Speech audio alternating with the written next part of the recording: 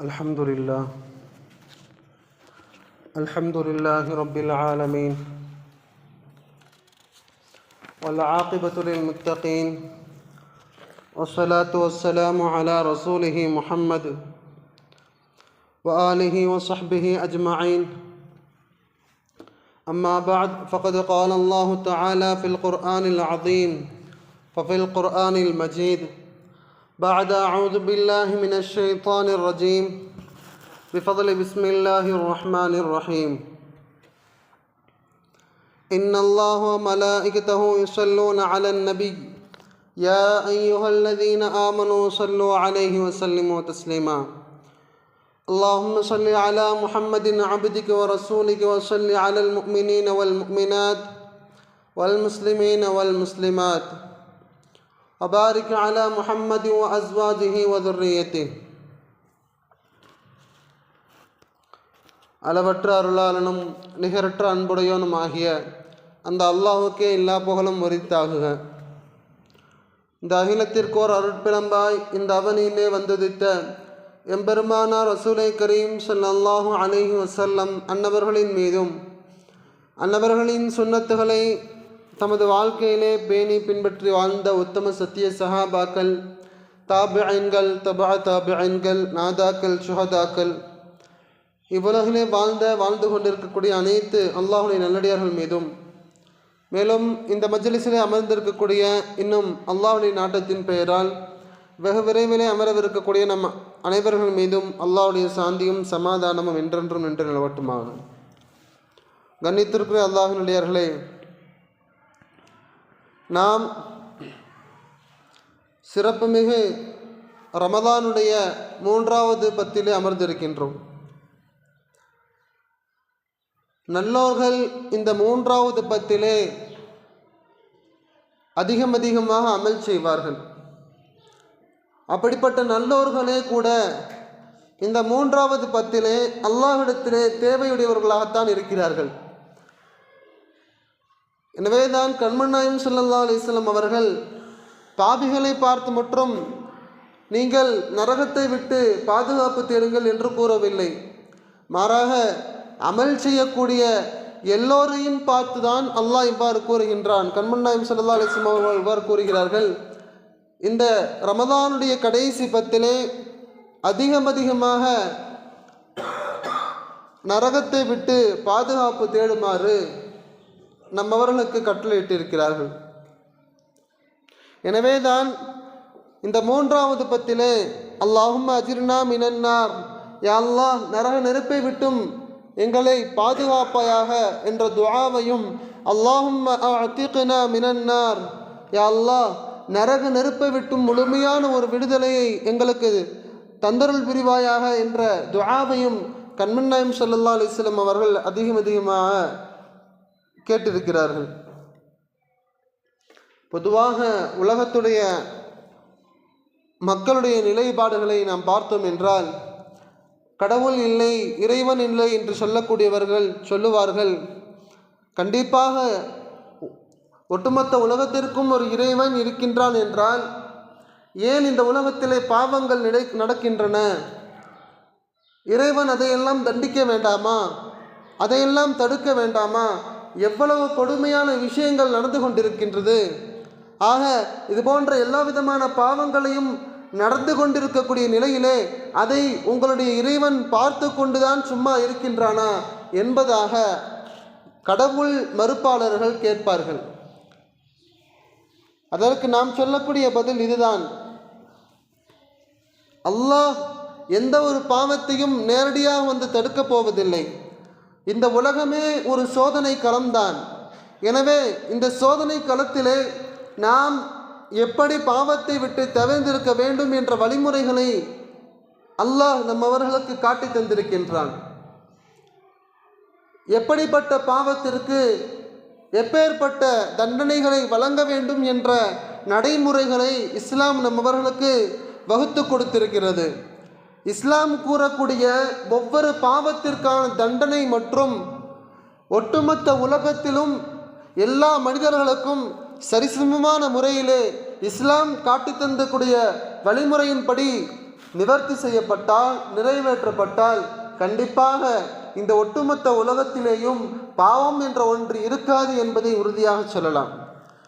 ஆனால் மக்கள் அவருடைய பரிதாப நிலை, கடவுளை மறுக்க தயார், ஆனால் கடுமையான சட்டங்களை நிறைவேற்றுவதற்கு தயாரில்லை. அப்பொழுது எப்படி பாவங்கள் குறையும்? எனவேதான் இஸ்லாத்தில் எந்த அளவிற்கு கடுமையான தண்டனை ஒவ்வொரு பாவத்திற்கும் இந்த உலகத்திலே சொல்லப்பட்டிருந்தாலும் கூட, அதையெல்லாம் தாண்டி இஸ்லாம் சொல்லக்கூடிய மிகப்பெரிய ஒரு கொடுமையான தண்டனை என்னவென்றால், அவன் அப்படிப்பட்ட பாவி இருக்கிறான் அல்லவா, அவனுக்கு மௌத்திற்கு பிறகும் கூட அந்த பாவத்திற்கான தண்டனை தொடரும் என்பதுதான். எனவேதான் அல்லாஹு தஆலா அந்த மௌத்திற்கு பிறகு ஒரு வாழ்க்கை, அதை கவனித்துதான் அல்லாஹ் இந்த உலகத்தை ஏற்படுத்தியிருக்கின்றான். இந்த உலகத்தில் நம்மவர்களை வாழச் செய்து கொண்டிருக்கின்றான். நம்மவர்களுக்கு இந்த உலகத்தில் பலவிதமான வாய்ப்புகளை ஏற்படுத்தி கொடுத்திருக்கின்றான். அந்த வாய்ப்புகளை நாம் சரியான முறையிலே உபயோகிக்கின்றோமா அல்லது தவறான வழியிலே உபயோகிக்கின்றோமா என்பதை பரிசோதிப்பதற்காகத்தான் அல்லாஹ் தஆலா இந்த உலகத்தை ஏற்படுத்தி கொடுத்திருக்கின்றான். நாம் நன்றாக சிந்திக்க கடமைப்பட்டிருக்கின்றோம். எப்பொழுது ஒரு மனிதன் இந்த உலகத்திலே எனக்கு இந்த சின்ன ஒரு பாவத்தை செய்தால் எனக்கு இப்பேற்பட்ட தண்டனை உலகத்தில் கிடைக்கும், நாளை மௌத்தான பிறகு மரணித்த பிறகும் எனக்கு கபிரிலேயும் கேள்வி கணக்கு உண்டு, அதிலேயும் எனக்கு தண்டனை கிடைக்கும், நான் செய்த பாவத்திற்கான எல்லா விதமான சிறிய பெரிய எல்லா விதமான பாவத்திற்கான தண்டனையும் கபிரிலும் கிடைக்கும், அதையும் தாண்டி ஒட்டுமொத்த மனித குலத்தையும் கேள்வி கணக்கு கேட்கப்படக்கூடிய மஹ்ஷருடைய மைதானத்திலே எனக்கு கேள்வி கணக்கு உண்டு. அன்றைய நாளிலே எந்த ஒரு மனிதரும் நம்மவர்களுக்கு உதவி செய்ய மாட்டார்கள். நம்மை பெற்றெடுத்த தாய் தந்தையும் நம்மை கண்டும் காணாததை போன்று ஓடிவிடுவார்கள். அன்றைய நாளிலே சூரியன் நம்மவர்களுடைய தலைகளுக்கு மேலாக நிறுத்தப்படும். ஹவுதுல் கௌசர் என்ற நீர் தடாகத்திலே நல்லோர்களுக்கு நீர் புகட்டப்படும். சிராத்துல் முஸ்தகீம் பாலத்திலே நல்லோர்கள் தான் கடக்க முடியும், பாவிகள் அதிலே விழுந்து விடுவார்கள் போன்ற எண்ணற்ற விஷயங்களை இஸ்லாம் கூறியிருக்கிறது. ஆக இது போன்ற எல்லா விஷயத்தையும் ஒரு மனிதன் படித்து பக்குவப்பட்டான் என்றால் அவன் இந்த உலகத்தில் எப்படி தவறு செய்வான்? ஆக இஸ்லாம் அல்லாஹு தஆலா இது போன்ற விஷயங்கள் எல்லாம் கூறியிருக்கக்கூடிய காரணம், அந்த மனிதன் எப்படி பாவத்தை விட்டு தவிர்ந்திருக்க வேண்டுமோ அதைவிட அதிகமாக நரகத்தை விட்டும் அதனுடைய எல்லா விதமான ஆபத்துகளை விட்டும் அல்லாஹ்விடத்திலே பாதுகாப்பு தேட கடமைப்பட்டிருக்கின்றான். ஆக அந்த நரகத்தை விட்டு பாதுகாப்பு தேடுவதற்கான முழுமையான ஒரு நாள் என்றால் நாம் இங்கு அமர்ந்திருக்கக்கூடிய இந்த ரமதானுடைய கடைசி 10 நாட்கள் தான். இந்த நாட்களிலே நாம் நம்முடைய வாயிலிருந்து வரக்கூடிய வார்த்தை அல்லாஹும்ம அஜிர்னா மினன்னார், அல்லாஹும்ம அஅதிக்னா மினன்னார், யா அல்லாஹ் எங்களை நரகத்தை விட்டும் பாதுகாப்பாயாக என்ற ஒரே ஒரு துஆவாகத்தான் இருக்க வேண்டும். நாம் நம்முடைய கைகளிலே தஸ்பீகை வைத்துக்கொண்டு அதிகமான நேரம் நம்முடைய இந்த கடைசி 10 நாள் முழுக்க அல்லாஹ்விடத்திலே அதிகமாக துஆவை திக்ர் போன்று செய்ய கடமைப்பட்டிருக்கின்றோம். ஹதீஸிலே எவ்வாறு சொல்லப்பட்டிருக்கிறது, இந்த கடைசி 10 நாட்களில்தான் யார் யார் நரகத்தை விட்டும் வெளியேற்றப்படுவார்கள் என்ற தீர்மானமும் இந்த 10 நாட்களில் தான் நிவர்த்தி செய்யப்படுகிறது, நிறைவேற்றப்படுகிறது என்பதாக கண்மன் நாயம் ஸல்லல்லாஹு அலைஹி வஸல்லம் அவர்கள் சொல்வார்.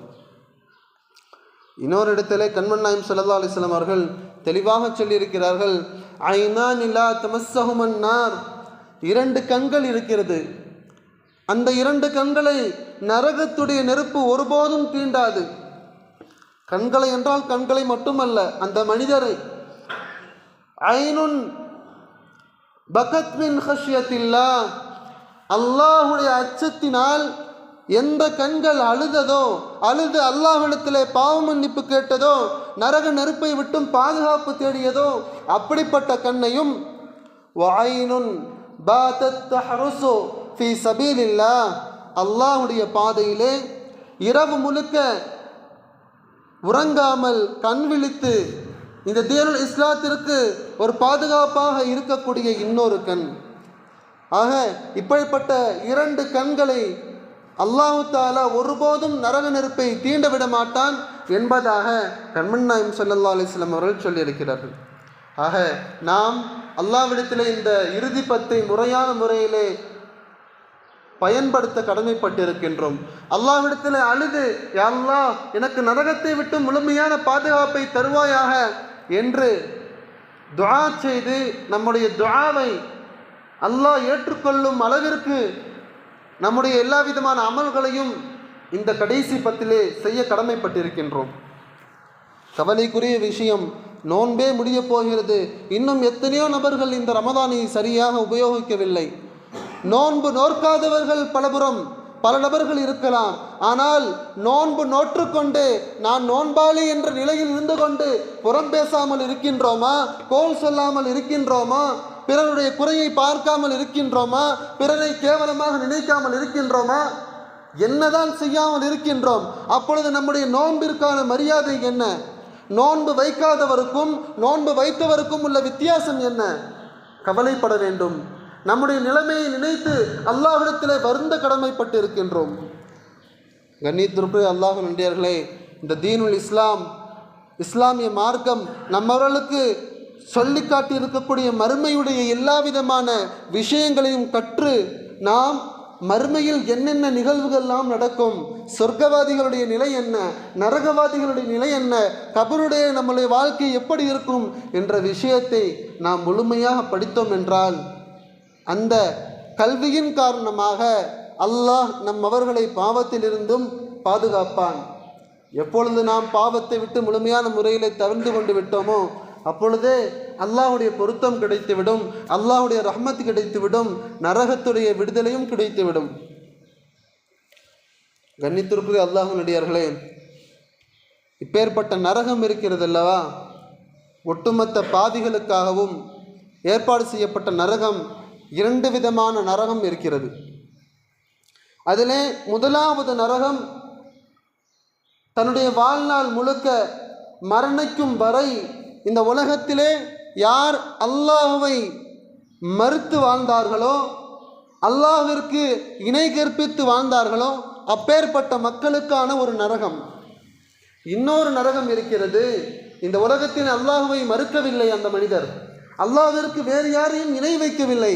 ஆனால் பலவிதமான பாவங்கள் செய்த நபர், பெரும் பாவங்கள் செய்த நபராக இருக்கட்டும், சின்ன பாவங்களை தொடர்படியாக செய்து இது சின்ன பாவம் தானே, இதை செய்தால் என்ன தவறு, இதை கொண்டு அல்லாஹ் என்னை கோபித்து விடுவானா என்று குருட்டுத்தனமான நம்பிக்கை வைத்திருக்கின்றோம் அல்லவா, அப்படிப்பட்ட சிறிய பாவங்களுக்கும் கண்டிப்பாக தண்டனை இருக்கிறது.